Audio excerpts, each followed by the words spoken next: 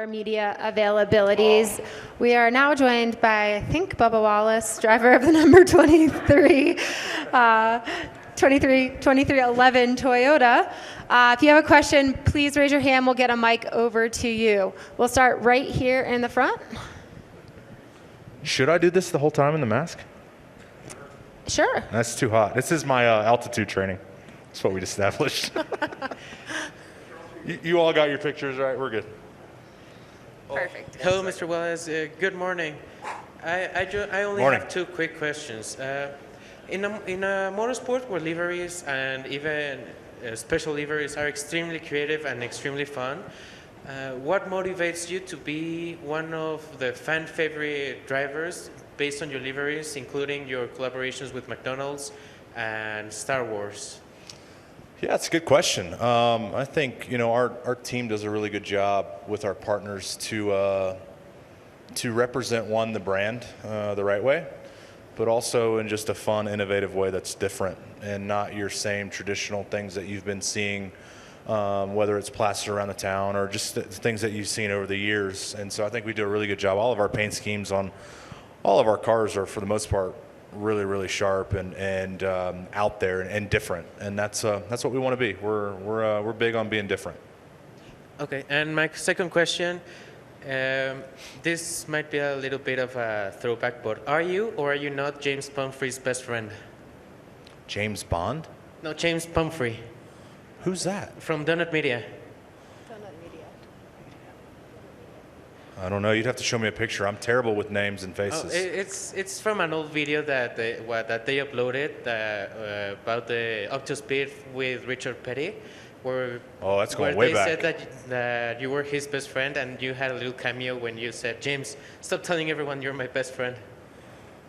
I guess so. I don't remember. With Petty, that's 5 years ago at least. So I'm going to take your word that we are best friends. Thank you. No problem. We're going to go in the back to Jordan. Then we'll come down to Jerry and Bob. Jordan Bianchi, The Athletic. There was a time in your career it felt like road courses were not something you at all looked forward to. Has your mindset now changed with more of the success you're having now and how you've gotten more consistent on these?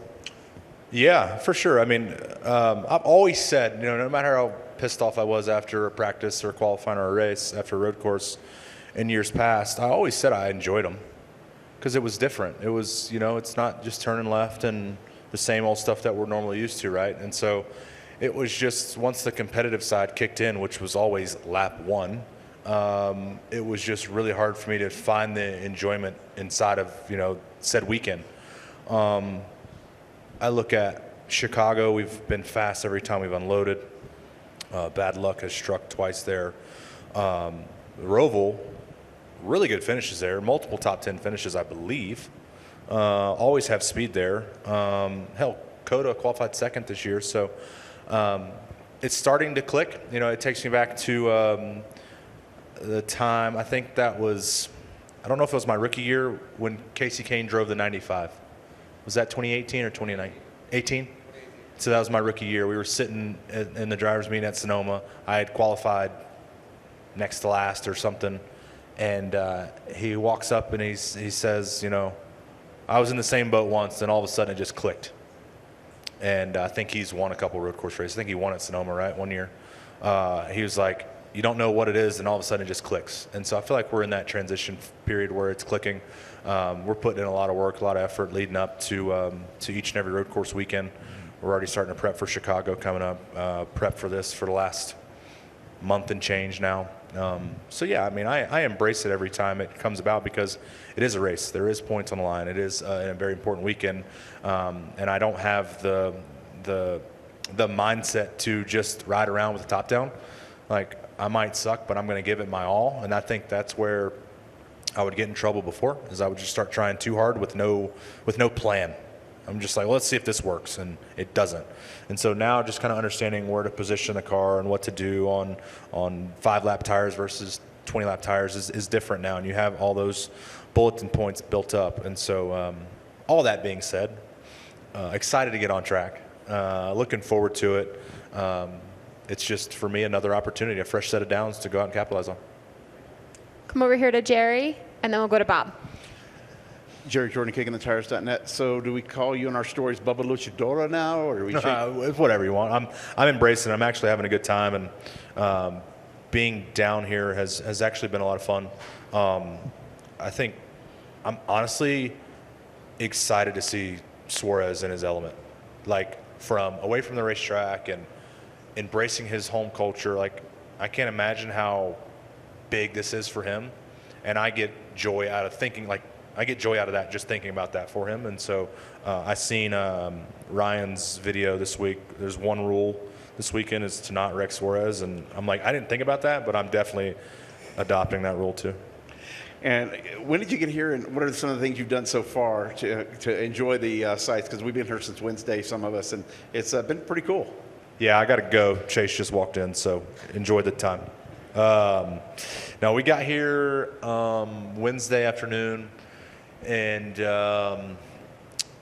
Thursday morning, Mobile One, partner of ours, we had a early morning and spent time on Davis, what were they called?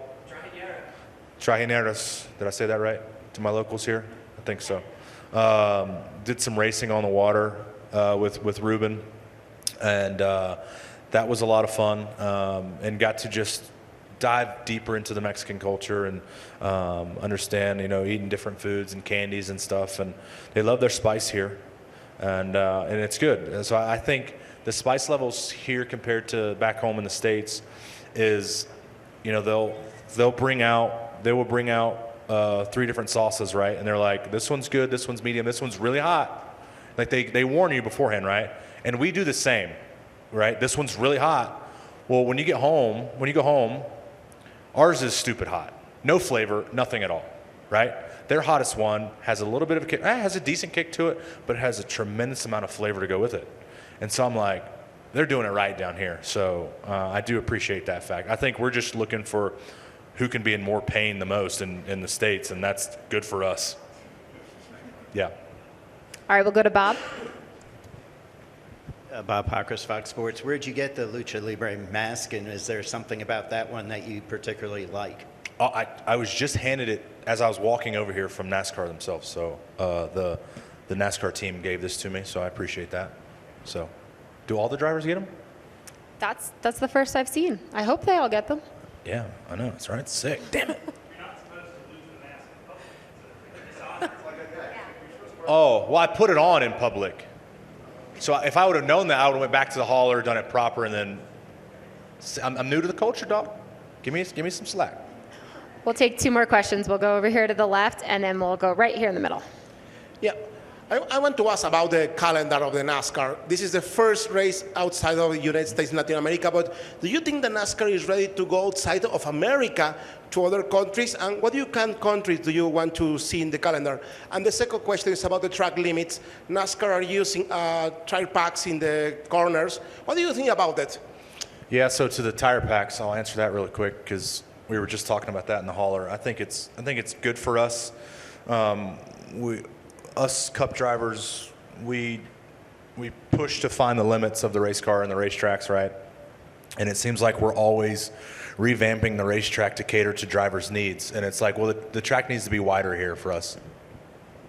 Slow down, and we can make the corner. Like we're taking a racetrack and making it Cup Cars 2.0, and it doesn't make sense to me. And so I was a big fan of the tire packs. It forces you to stay track limits.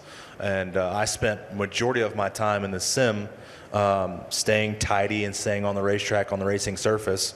And I think hopefully that pays dividends for when we do get on track later. So I'm a big fan of the tire packs and keeping us in line and staying on the racing surface.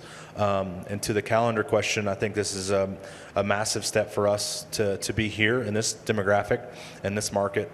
And I think if we can iron out the kinks of logistics and traveling, we've all seen the travel nightmares that some teams have had over the last 24 hours. I think if we could come together and figure out some solid plan that we won't have to run into that issue again. Nothing's ever the same, right?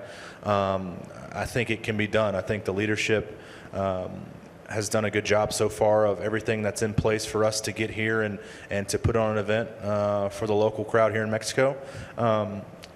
The real answer to that will have to be post-race, just to see once we go through it all. Like, this is my first couple hours on the racetrack grounds, and I've enjoyed it so far. I've enjoyed being away from the racetrack. I've enjoyed my time at the racetrack. So there's no reason why we can't create this environment somewhere else across the seas. It's just the logistics of it all is really, really hard. And I know the teams go through a lot of stress. Our truck drivers are the heroes for this week, traveling 25,000 miles, somewhere around that number, if I'm correct, just to not go home and have an off weekend, but we go right back to Pocono, and it's still game on for the next several weeks. So logistics need to be worked out for sure, but I think we can do it.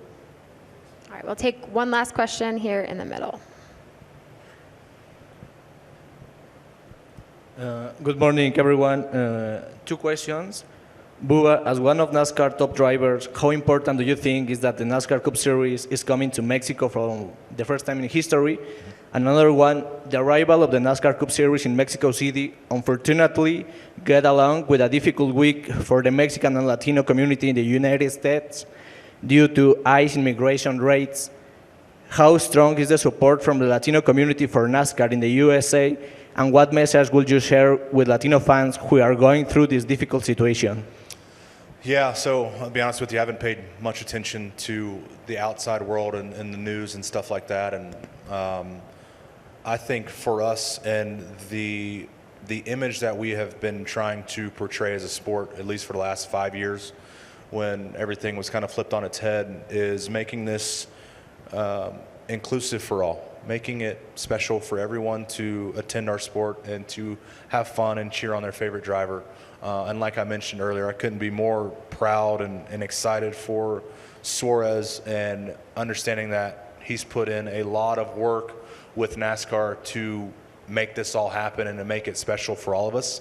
And to see NASCAR support his decisions and needs and wants to make sure that everybody is safe, not just the drivers, but fans and family and friends and all this. Everybody is safe, and they feel important just as much as the drivers do. I think a lot of credit goes for Suarez, but a lot of credit goes for NASCAR for supporting those actions. And your first question was how important was it the race being here? I think it's, seeing how much of a Latino fan base that we have has been great.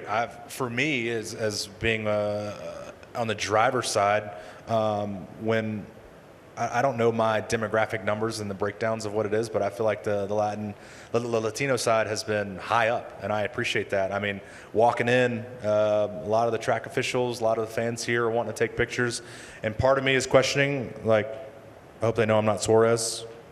So, joke, haha, funny. Went over their heads. But it's just been really cool. I think for me, it's just enjoying it every step of the way, trying to be the best driver I can be on and off the racetrack, and allowing everybody to come and celebrate with us.